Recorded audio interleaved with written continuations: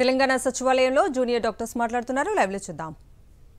కాబట్టి నుంచి ఉన్న బాధల గురించి మేము ఈనాడు ఎన్నో సమస్య ఇప్పటికి ఆల్రెడీ ఎన్నోసార్లు మా యొక్క రిప్రజెంటేషన్స్ అన్ని అఫీషియల్స్కి ఇచ్చేసాము.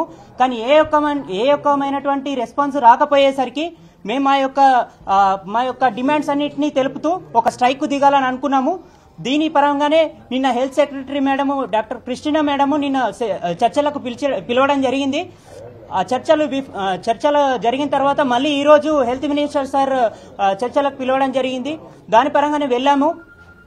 ఈ చర్చలని మాకు సజావుగా సాగినాయి. ఎలా అంటే మా యొక్క డిమాండ్స్ ఏంటనంటే మెయిన్గా రెగ్యులరైజేషన్ ఆఫ్ స్టైపెండ్స్. అంటే మాకు తెలంగాణ జూనియర్ డాక్టర్స్ కి ఎన్నో ఏళ్ల తరబడి నుంచి మేము వెళ్లి బ్రతిమిలాడుతుంటేనే ప్రతి ఒక్క స్టేషన్ దగ్గర మాకుండే 5 స్టేషన్స్ ఉంటాయి.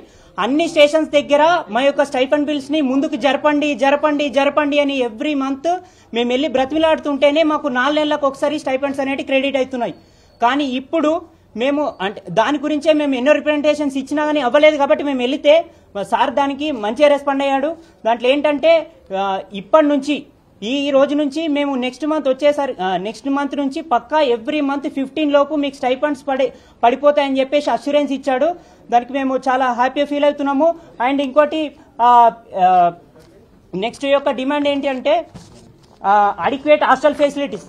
జూనియర్ డాక్టర్స్ అందరూ ఇప్పటికీ అంటే ఏళ్ల తరబడి నుంచి మాకు పీజీ యొక్క సీట్స్ పెరగడము, మన యూజీ సీట్స్ పెరగడము, ఎస్ఎస్ సీట్స్ పెరగడం, ఎస్ఆర్ సీట్స్ పెరగడం వల్ల ఎవరైతే మెడికల్ కాలేజ్ లో ఉన్నారో వాళ్ళకు డాక్టర్స్ కి ఎక్కడ కూడా హాస్టల్ ఫెసిలిటీస్ అనేవి చాలా తగ్గిపోయినాయి. అంటే ఎట్లా అంటే ఒక 1000 మంది ఉండే దగ్గర అట్లీస్ట్ ఓన్లీ 200 మెంబర్స్ కూడా హాస్టల్ ఫెసిలిటీస్ లేకుండా అయిపోయినాయి. కాబట్టి దీని గురించే మేము హెల్త్ మినిస్టర్ సార్ని రిక్వెస్ట్ చేస్తే సార్ ఈ యొక్క డిమాండ్ ఒప్పుకొని అవును మీకు ప్రతి ఒక్క మీకు ఎక్కడెక్కడైతే మెడికల్ కాలేజెస్ ఉన్నాయో, ఎక్కడెక్కడైతే హాస్పిటల్స్ ఉన్నాయో అన్ని చోట్ల మీకు సరిపడన్ని హాస్టల్ ఫెసిలిటీస్ అనేవి కలుగజేస్తామని చెప్పేసి మాకు చెప్పారు, అష్యూరెన్స్ ఇచ్చారు.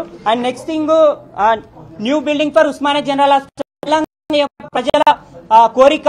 ఎందరో మంది పేషెంట్స్, 2000 మంది ఓపీ, 200 మంది ఐపీ, డైలీ ఇంతమంది లోడ్ ఉన్న ఉస్మానియా జనరల్ హాస్పిటల్ కు ఎంత తక్కువ చిన్న బిల్డింగ్ ఉంది అని అంటే దాంట్లో అట్లీస్ట్ ఒక 100 మందిని కూడా అకామిడేట్ చేయలేము ఒక పేషెంట్స్. అంత చిన్న బిల్డింగ్ లో ఒక 2000 మందిని అకామిడేట్ చేస్తూ ఇంత పెద్ద హాస్పిటల్ నడుపుతున్నారు.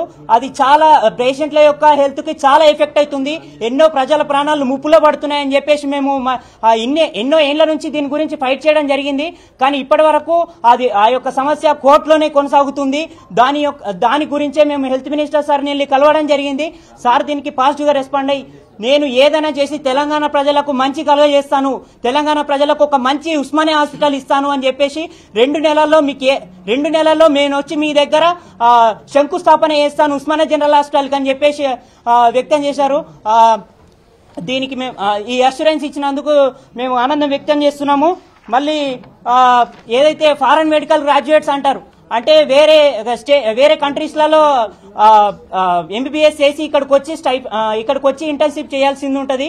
దాంట్లో పరంగా స్టైపెండ్స్ వాళ్ళకు అసలు ఇవ్వకుండా సేమ్ ఎట్లా అయితే గవర్నమెంట్ హౌస్ సర్జన్స్ ఎలా అయితే వర్క్ చేస్తారో 24/7 వీళ్ళు కూడా అలానే వర్క్ చేసినా గానీ వాళ్ళకి స్టైపెండ్స్ ఇవ్వని పక్షాన వాళ్ళ చాలా మంది ఫారెన్ మెడికల్ గ్రాడ్యుయేట్స్ ఇక్కడికి వచ్చి చాలా సఫర్ అవుతున్నారు.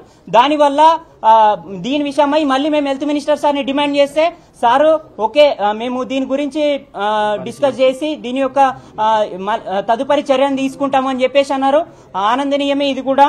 మళ్ళీ ప్రైవేట్ మెడికల్ కాలేజెస్ లో ప్రతి ఒక్క రెసిడెంట్స్ ఎవరైతే ఉన్నారో వాళ్ళకి పీజీ డాక్టర్స్ అందరికీ స్టైపెండ్స్ అనేవి చెందుతలేవు. ఎవ్రీ మంత్ ఎలాగైతే ఎన్ఎంసీ రూల్ ప్రకారం ఏంటంటే గవర్నమెంట్ పీజీ స్టైపెండ్స్ ఎలా ఉన్నాయో ప్రైవేట్ పీజీ స్టైపెండ్స్ కూడా అలానే ప్రతి ఒక్క నెల అందాలి అని చెప్పేసి చెప్పినా గానీ ఇంకా ఏ కాలేజీలలో కూడా ఇలాంటి స్టైపెండ్స్ అందజేయడం అనేది లేదు.